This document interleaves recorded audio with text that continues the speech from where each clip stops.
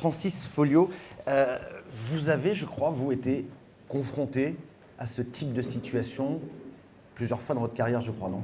Oui, alors moi j'ai été confronté à la transformation, mais bien au-delà, parce que ça fait 10 ans que j'interviens dans des contextes extrêmement difficiles, et une mission sur deux s'est traduite par la fin de l'entreprise. Donc là, c'est encore une situation un peu particulière. Et les risques psychosociaux, là on évoque les risques psychosociaux des collaborateurs. Les 2 dernières missions que j'ai faites, c'était au niveau du directeur général, j'ai fait un burn-out carrément, donc ce qui générait vis-à-vis des équipes une situation extrêmement anxiogène.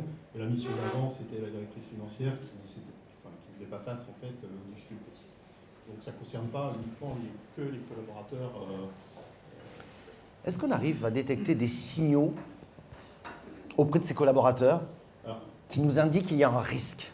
Ça, c'était un point extrêmement important. Enfin, moi, que j'ai tiré de la formation, c'est que quand on arrive, qu'on est rompu à ces situations-là et qu'on travaille dans l'urgence, on a tendance naturellement à pas forcément faire très attention à cet aspect-là. Je ne veux pas dire qu'on traite les gens non, mais, des choses, mais vous avez une mission, vous avez un délai, vous avez... Ce qui nous paraît, enfin en tout cas, ce qui peut nous paraître normal, ou même des éléments qui peuvent nous sembler insignifiants, peuvent avoir des conséquences perçues complètement différemment par des collaborateurs.